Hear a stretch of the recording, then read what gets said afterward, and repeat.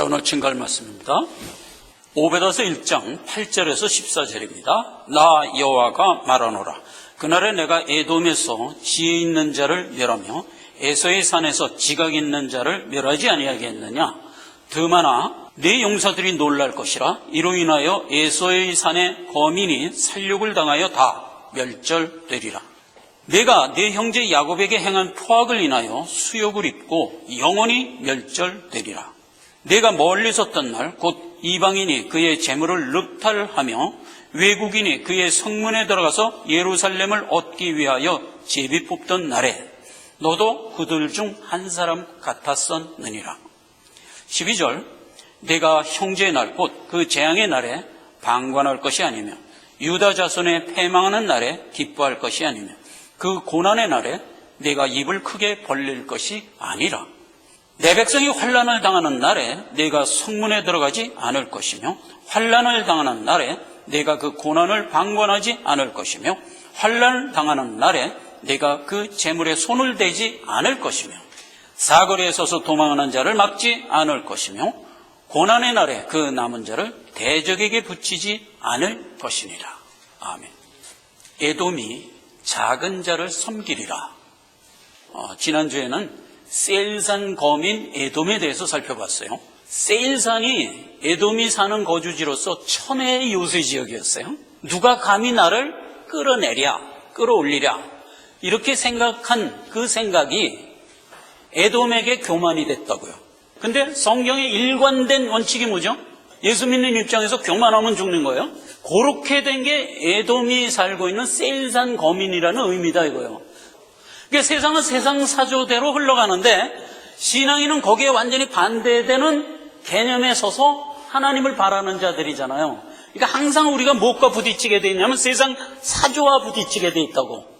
그래서 신자들이 그러한 상황에서 겪는 것이 연단이라고요. 그래서 모든 믿는 자는 연단을 받으며 살아갈 수밖에 없는 환경이 세상이라고요.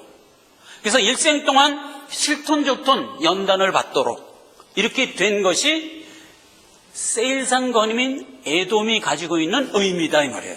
그걸 이제 지난 시간에 우리가 살펴본 거예요. 지금 오바다서는 실시간으로 흐르는 역사 속에서 지금 묵시를 주는 거예요. 이게 굉장히 독특한 거예요. 왜냐하면 이 묵시는 지금 당장 받아서 적용해야 될 주제이기 때문에 앞으로 될 먼 훗날에 될 일에 대하여 교훈받는 게 아니고 지금 당장 내가 받아서 챙겨야 될 교훈이다 하는 것까지 이제 지난주에 살펴보고 오늘은 에돔에 대해서 하나 더 살펴볼 거예요. 오늘 살펴볼 에돔은 하나님이 에돔을 우리와 함께 짝지어서 어떻게 작정하셨는가를 살펴보는 거예요. 에돔이라는 실세를 직면하여 살도록 하나님이 허락한 거거든요. 그 얘기는 이제 성경에 많이 있죠. 예를 들어서 이제 씨 뿌리는 자의 비유에서는 밭에 하나님이 뿌린 곡식이 자라고 있는데 내가 뿌리지도 않는 가라지가 함께 자라고 있었다고. 농부가 묻죠. 주인한테.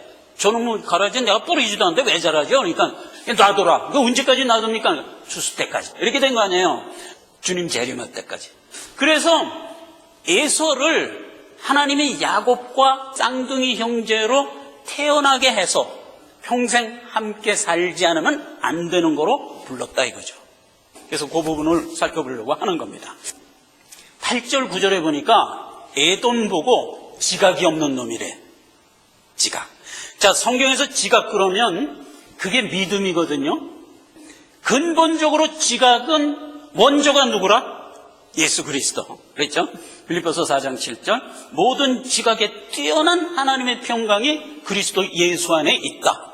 원래 이제 지각은 예수 그리스도가 가지고 있는 것, 이게 지각이에요. 그래서 이제 우리가 그 지각을 갖고 죄된 세상에 에돔과 직면하여 살아가면서 그 지각을 활용하여 연단을 받는 거야. 그 얘기를 이렇게 기록했죠. 히브리서 5장 14절에 단단한 식물은 장성한 자의 것이니 저희는 지각을 사용함으로 연단을 받아 옳고 그른 거를 판단하는 자다. 성경에서 선 그러면 믿음, 악 그러면 믿음 없는 거 이거예요. 그걸 분별하는 자가 되게 했다 이거예요. 그 얘기. 그 다음에 요한일서 5장 20절도 같은 얘기예요. 우리가 지각을 갖고 아는 게 뭐냐 이거야. 예수 그리스도를 아는 거다 이거야. 근데 그 예수 그리스도는 영생이시라. 그러니까 우리가 아는 것은 영생을 아는 거예요. 믿음 있는 자는 영생을 아는 겁니다. 믿음 없으면 절대로 영생을 몰라요.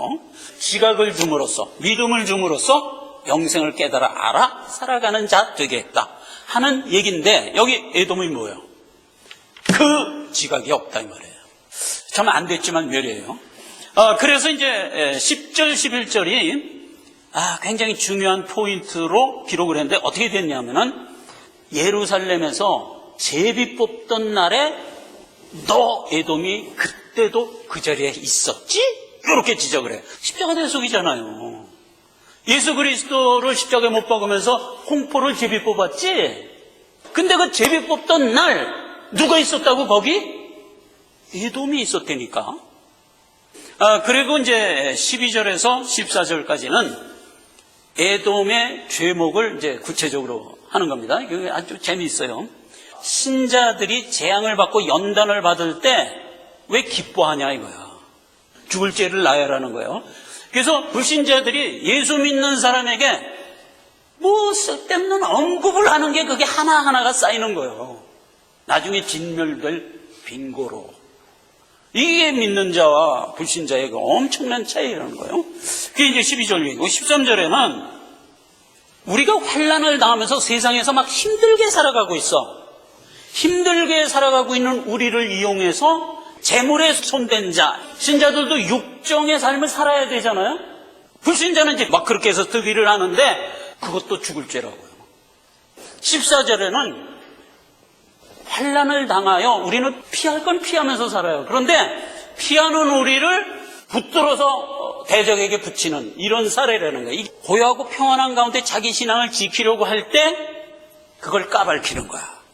세상 죄라는 것은 믿음에 대해서 언제나 대적하게 돼 있는 거거든. 그러니까 우리의 평안한 신앙생활을 이런 방법 저런 방법으로 까발켜서 결국은 우리의 신앙생활에 환난을 더하게 하는 죄, 그 손이 썩을 것이라. 얼마나 무서운 소리예요. 자, 이렇게 된 게 에돔에 대한 하나님의 시각. 에돔이 얼마나 지각이 없었냐면 태어나기는 장자로 태어났는데 장자를 귀히 여기지 않았어. 창세기 25장이 이렇게 되어 있어요. 야곱이 떡과 팥죽을 에서에 주음에 에서가 먹고 마시고 일어나 갔으니 에서가 장자의 명분을 경홀히 여겼더라. 팥죽 한 그릇만도 못하게 여기는 거예요. 어떤 모멘텀이 딱 왔을 때 장자의 명분을 언제라도 버릴 수 있는 자, 이게 에서라고요. 여러분, 우리는 안 그래요. 우리가 평소 믿음이 없어 보여도 어떤 모멘텀이 딱 됐을 때 그 어떤 것과도 믿음을 안 바꿔요. 내가 정말 그럴까? 아니, 정말 그래요. 우리 일생 내내 엎치락뒤치락 하면서 산 것 같아도 우리는 믿음 꼭 붙들고 평생 살아온 것이 증명될 거예요. 언제? 내 일생 끝날 때 증명될 거예요. 그러면 그 믿음 때문에 나는 내 본향으로 가는 거예요. 그게 에서의 위치며 야곱의 위치예요. 그래서 로마서에 에서와 같은 생각, 영적인 생각이 아니라 육신의 생각이거든. 육신의 생각은 하나님과 원수가 되나니 이는 하나님의 법에 굴복지 않을 뿐 아니라 할 수도 없습니다. 여기서 분명히 생각하세요. 할 줄을 알지만 어떤 이유 때문에 안 하는 게 아니라 처음부터 안 해. 이건 차원이 틀린 거예요. 처음부터 하나님의 법에 굴복할 줄을 몰라. 굴복해야 되는 것이 있는지도 몰라. 그래서 굴복 안 해. 이게 예수라고요. 그거예요. 그러니까 여기서도 우리가 은혜를 받아야 돼. 우리가 비록 신앙 없이 지금 엎치락뒤치락 하고 있지만 우리는 예수 같은 자는 아니다 이 말이에요. 하나님의 법에 굴복해야 된다는 것을 알고 있는 자, 이게 진짜 중요한 거예요. 근데 에서는 그걸 모르는 거예요. 그래서 에서가 하는 일이 결국 뭐예요? 형제를 팔았어요. 자, 여러분, 형제를 판다는 얘기는 우리가 현실에서 이해하기가 어려워요. 그래서 오늘 성경이 찝은 한 사건으로 갈 거예요. 그러면 그 사건을 살펴보면 형제를 판다는 게 어떤 의미인가를 알게 돼요. 자, 봅시다. 느헤미야서입니다. 1절에서부터 몇 구절을 이렇게 얇게 할게요. 때 백성이 아내와 함께 크게 부르짖어 형제 유다 사람을 원망했다. 3절에 보면 혹은 말하기를 우리의 밭과 포도원과 집이라도 저당 잡히고 이 흉년을 위하여 곡식을 얻자. 5절에 보니까 이제 우리 자녀를 종으로 파는도다. 우리의 밭과 포도원이 이미 남의 것이 되었으니 속량할 힘이 없도다. 이러고 이제 백성들이 원망을 했어요. 자, 요 얘기는 요런 상황이에요. 때는 언제냐면 BC 한 440년경이에요. 고레스에 의하여 포로 귀환을 해갖고 본향으로 다 돌아와서 성벽 공사를 앞두고 있는 거야. 그래서 이제 전부 유다 나라로 온 거예요. 와서 이제 성벽을 고치고 있는데 백성들이 막 원망을 하는 거야. 왜 원망을 하는가 보니까 그때 마침 기근이 있었어요. 소출이 없잖아요. 먹을 게 없으니까 있던 돈 갖고 전부 가서 양식을 사서 먹은 거야. 그 양식이 떨어지니까 그 다음에 돈도 떨어지고 양식도 떨어지니까 할 수 없이 가지고 있던 전답, 포도원, 감나무를 다 저당 잡히고 양식을 또 갖다 먹은 거야. 근데 그 양식도 다 먹고 나니까 이젠 전답도 없고 포도원도 없고 감나무도 없잖아. 다 저당 잡혔으니까. 그러니까 할 수 없이 자녀를 종으로 줄 테니까 양식 달라. 그러고 이제 자녀들이 다 종으로 팔렸네. 원망을 한 거야. 이제 우리는 굶어 죽는다. 전답도 갖다 바치고 포도원도 자녀까지 이렇게 종으로 바쳤는데 이제는 우리는 어떻게 하면 되냐. 그래서 컴플레인을 했단 말이에요. 그걸 누가 들었어요? 느헤미야가 들은 거야. 그 양식 준 사람이 있을 거 아니에요. 그 가보니까 유대 부자들이야. 그래서 그 사람한테 가서 얘기한 거예요. 돈 받고 양식 팔았냐? 그러니까 좋습니다. 그러니까 돈 없으니까 전답 갖고 와서 또 달라 그러니까 또 줬냐? 또 줬다고. 그러면서 이제 전부 얘기한 거야. 그러니까 이제 느헤미야가 안 된다. 이런 경우에 유다 백성은 유다 백성끼리 도와야지 이렇게 있는 거 다 바치고 이래 갖고 이렇게 할 얘기가 아니다. 그동안 받았던 전답 돈으로 다 돌려주고 양식도 지금 기근이 끝날 때까지 나눠 먹어라. 이러고 명령을 내린 거야. 그랬더니 유대 장로들이 알았어요. 그렇게 하리다. 그리고 그렇게 한 거야. 그렇게 다 되고 난 이후에 느헤미야가 13절입니다. 느헤미야가 내가 옷자락을 떨치며 이르기를 이 말대로 행치 아니하는 자는 하나님이 또한 이와 같이 그 집과 산업에서 떨치리라 하매 회중이 다 아멘하고 그 말한 대로 행하였느니라. 이렇게 된 사건이에요. 그럼 이 사건이 형제를 파는 사건에 대한 성경적 교훈이에요. 자, 보세요. 영적인 얘기인데 세상적인 얘기로 이 얘기를 들어가 보면 절대로 잘못되지가 않았어요. 양식을 구하기 위해서 돈 주고 샀어. 당연한 얘기예요. 그 다음에 돈이 다 떨어져서 할 수 없이 가지고 있던 부동산을 저당 잡혀서 양식을 샀어. 이것도 잘못된 거 아니에요? 아니 돈 없으면 그런 거 와서 뭐라도 맞게 해줄 거 아니에요? 세상엔 그런 법은 없는 거예요. 뭐라도 갖고 와야 주지. 그랬다는 얘기거든. 성경에서 이러면 안 된다 하고 지금 시종일관 돼 있잖아요. 그러니까 이거를 세상에서 이러면 안 돼 하고 적용을 하면 안 돼요. 그럼 장사하는 사람이 그거 살펴야 돼. 이제 물건 사는 사람들 올 때마다 이 사람이 정상적으로 지돈 갖고 사는 건지 돈이 다 떨어져갖고 어디 가서 저당 잡혀서 갖고 와서 사는 건지 아니면 지 아들 종으로 팔고 거기서 받은 돈으로 와서 사는지 다 살펴서 만약 그러면 여기 느헤미야 얘기대로 권영줘야 돼. 세상에는 적용이 안 되는 예라고요. 이게 지금 세상에는 적용이 안 되는 예를 이렇게 적어놓고 우리에게 지금 교훈하는 거예요. 여기서 양식 그러면 그게 하나님이 주시는 은혜의 말씀이거든. 유다 백성 그러면 선택된 민족이잖아요. 전부 다 형제야. 그러니까 형제들 간에 양식을 나눠 먹는 얘기를 모형화한 거거든요. 그러니까 이게 영적으로 해석을 해야 돼. 그래서 만약에 말씀을 누군가 기가를 하면 우리는 그 말씀을 그냥 줘야 돼요. 이거에 대한 교훈이라고. 마태복음에 이 얘기를 많이 했어요. 병든 자가 있느냐? 병을 낫게 하라. 죽은 자가 있느냐? 살려주라.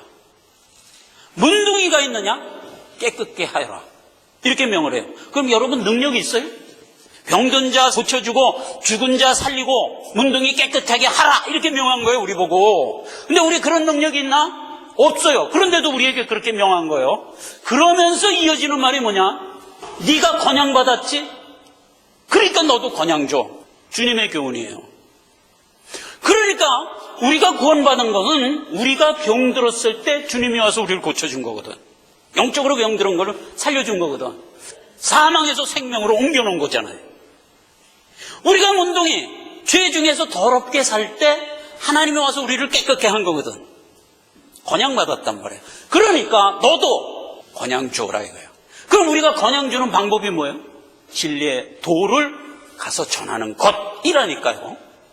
형제가 믿고자 했을 때 우리는 어찌하든 도와줘야 돼요. 근데 여러분, 현실적으로 사람들이 다 안 믿고 있는데 저 사람이 내 형제인가 아닌가를 어떻게 알아? 우린 당연히 모르죠. 다 형제로 간주를 하라 이거예요. 그에게 가서 복음 전하라 이거예요. 거저. 그래서요, 형제를 팔았다는 것을 이 개념으로 우리가 이해를 해야 돼요. 그래서 모든 믿는 자는 형제를 팔면 안 된다는 걸 아는 거예요. 그렇죠? 근데 에돔은 그걸 모르는 거예요. 그 얘기를 한 거예요, 이게 지금. 여기까지 살펴보고 하나 더 살펴볼 거는 에서와 야곱을 하나님이 예정을 해요. 로마서 9장 12절입니다. 에서와 야곱을 쌍둥이로 잉태한 리브가에게 이르시되 큰 자가 어린 자를 섬기리라 하셨나니 기록된 바 내가 야곱은 사랑하고 에서는 미워하였다 하심과 같으니라. 로마서에서 해석한 거예요. 창세기 25장에 있는 얘기죠. 리브가가 태중에 쌍둥이가 있는 거야. 막 싸우는 거야. 싸우니까 이제 리브가가 하나님한테 기도했지. 하나님 왜 싸우나요? 하고 물었다는 얘기예요. 그래, 네 복중에 두 국민이 있다. 큰 자가 작은 자를 섬기도록 내가 작정을 했다.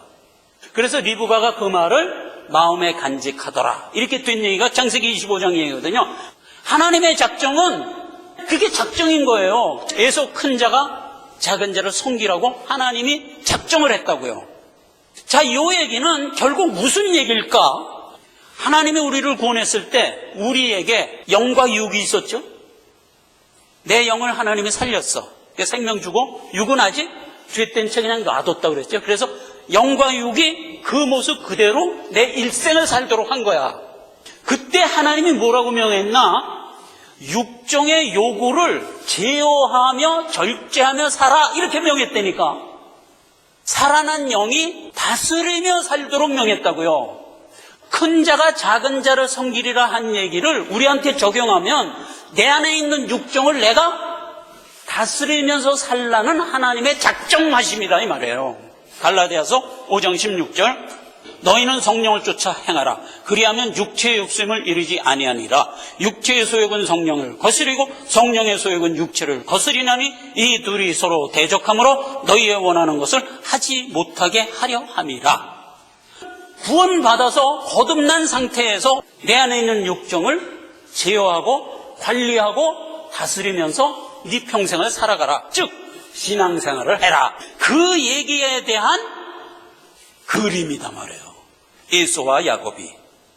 그래서요, 실질적으로 이스라엘 역사에서 보면 야곱이 에서를 식민지로 거느려요. 열왕기상, 그 다음에 열왕기하 이렇게 계속 들어가 보면 그 얘기가 쫙 기록되어 있어요. 그래서 그걸 제가 발췌했으니까 한번 챙겨봅시다. BC 1900년 창세기 25장이죠. 그때 리브가가 에서와 야곱을 잉태해. 하나님이 작정을 하는 거야. 그로부터 400년이 지난 후에 이스라엘이 가나안에 입성하려고 해.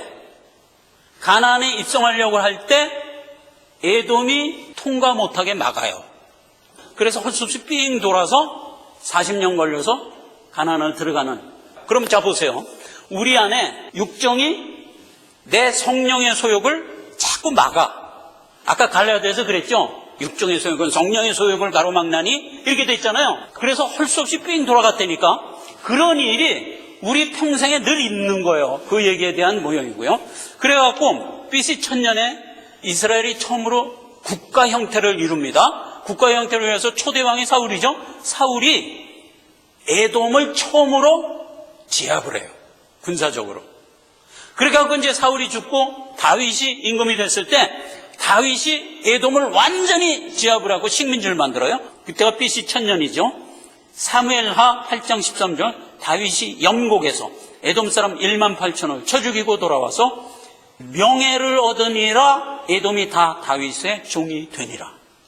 자, 여러분, 다윗이 주변 국가를 모압, 암몬, 블레셋, 아람, 두로, 시돈 다 진멸했어. 그래갖고 다윗이 국가를 깨끗이 정화를 했는데 무슨 단서가 붙냐? 다윗이 에돔을 진멸하고 나서 명예를 얻었대. 블레셋을 진멸하고 나니까 명예를 얻었다 이런 말 안 했어요. 모압과 암몬을 제압하고 명예를 얻었다 이 말 안 했어요. 근데 유독 에돔을 진멸하고 명예를 얻었대. 이것도 우리가 챙겨야 돼요. 여러분, 신앙생활을 하면서 육정 이기기가 쉽던가? 어려워요.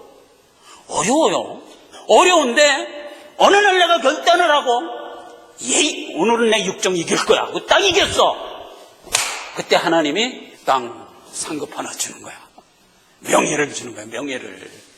여러분, 신앙생활하면서 육정을 이기기 위한 싸움의 연속이에요. 대부분 지지. 이건 우리 경험이잖아요. 대부분 지는데 어느 날 갑자기 우리가 이겨요. 그때마다 하나님은 진 거는 생각 안 해. 너는 지냐? 계속 나가라 하면서 우리를 밀어주지. 우리를 계속 지면서 가다가도 어느 날 땅 하고 이겨. 그럼 하나님은 그때 땅 하고 명예를 주는 거야. 내가 신앙생활하면서 하늘의 상급을 싸우며 나가니라 하는 얘기가 그 얘기예요. 우리가 살아가면서 10번 지다가 한 번 이겨, 9번 지다가 또 한 번 이겨 하면서 가거든. 그 이길 때마다 상급을 쌓아주는 거야. 명예를 얻는 거예요. 세상에 이 얘기가 이렇게 숨어 있을 줄 누가 알았냔 말이야. 우리가 그렇게 사는 거예요. 그래서 다윗 이후부터, 그러니까 BC 1000년부터 에돔이 이스라엘의 식민지가 돼요. 그러니까 어떻게 되는 거예요? 우리의 육정을 내가 완전히 제압해갖고 이제 영의 소욕대로 빵빵 사는 거야. 믿음 저렇게 살아가는 거야. 그렇게 해서 쭉 몇 년을 흘러요? 200년을 흘러요. 그러니까 이스라엘 역사에서요, 무려 200년간 에돔은 야곱의 식민지였다니까.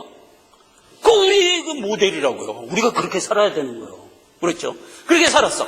BC 722년에 아수르라는 열강이 일어나서 북이스라엘을 진멸하죠. 그때 에돔이 독립을 해. 처음으로 그때 독립을. 그러니까 벌써 BC 1000년에서 722년 그때 겨우 독립을 하는 거야. 그러니까 200년 이상, 거의 300년 이상 식민지로 살아요. 독립을 해갖고 그 다음에 586년에 유다가 또 멸망하죠. 그때는 오버데스에 보니까 어떻게 돼 있어요? 연합군이 돼갖고 와서 유다를 포악했다고. 그리고 나서 AD 4년이 되니까 예수 그리스도가 성육신하기 위하여 아기로 태어나죠. 그랬더니 에돔이 그리스도가 태어나려고 그런다. 가서 죽이자. 그래갖고 죽이려고 그랬죠. 하나님의 능력으로 아기 예수가 피하죠. 못 죽였어. 그러니까 에돔이 신경질이 나갖고 그 지역 2살 이하 어린아이를 다 죽였잖아요. 이런 비극이 생겼잖아요. 마태복음 2장 16절. 이에 헤롯이 박사들에게 속은 줄 알고 심히 노하여 사람을 보내며 베들레헴과 그 모든 지경 안에 있는 사내아이 박사들에게 자세히 알아본 그때를 표준하여 2살부터 그 아래로 다 죽이니 이에 선지자 예레미야로 말씀하신 바 라마에서 슬퍼하며 크게 통곡하는 소리가 들리니 라헬이 그 자식을 위하여 애곡하는 것이라 그가 자식이 없으므로 위로받기를 거절하였도다. 이렇게 기록해요. 헤롯이 누구? 에돔이라니까. 그래서 아까 우리 본문 말씀에서 뭐라고 그랬어요? 예루살렘을 얻게 하여 제비 뽑던 날에 에돔 그때도 네가 거기 있었지? 예수 그리스도가 세상을 구원하기 위해 초림하여 오자 에돔이 예수를 죽이려고 모의하다가 실패하자 2살의 어린이 다 죽였어. 결국 십자가 제비 뽑던 날 에돔이 결국 죽이고야 말아. 요렇게까지 되므로 어떤 현상이 생겼다? 라마의 슬픔이 있었다. 라마의 슬픔이 있었다까지만 기록해도 생각을 안 하려고 그랬어. 근데 라마의 슬픔이 있으리라고 예언한 에레미야의 예언이 이루어졌느니라 이렇게 돼요. 하나님이 어떤 예언을 선포할 때 그 예언이 기림이 되면 성취가 돼. 그러면 이러이러한 하나님의 예언대로 이루어졌느니라. 보통 이렇게 얘기하죠. 예언이 이루어졌다는 것은 보통 기림이 있을 때 쓰는 얘기잖아요. 그런데 라마의 슬픔이 있을 것이라는 예언이 이루어지게 하려고 이 일이 됐대. 내 예언이 성취됐다는 얘기를 그렇게도 쓰나? 만약 라마의 슬픔이 여기서는 슬픔이라고 그랬지만 사실은 그게 기쁨이라면 하나님이 그렇게 써도 되죠. 라마의 슬픔이 도대체 뭐냐 하는 걸 다음 시간에 살펴보자 이거예요. 왜 헤롯의 강포가 끝내 라마의 슬픔으로 연결되고 그것이 너에게 귀결이 되잖아요. 오바댜서에서 에돔에 대한 얘기를 쭉 이어가면서 결론이 뭐예요? 너희가 에돔의 강포 끝에 어디까지 갔다? 라마의 슬픔까지 갔다니까. 그리고 라마의 슬픔이 뭐냐?를 살펴보면서 오바댜서의 결론을 들어가죠. 숨가쁘게 여기까지 왔어요. 아버지 하나님 은혜를 감사드립니다. 에돔이 누구인가에서 마침내 에돔의 포악의 끝이 어디인가를 살펴보고 극제 말미에 라마의 슬픔으로 이어지는 데까지 달려왔습니다.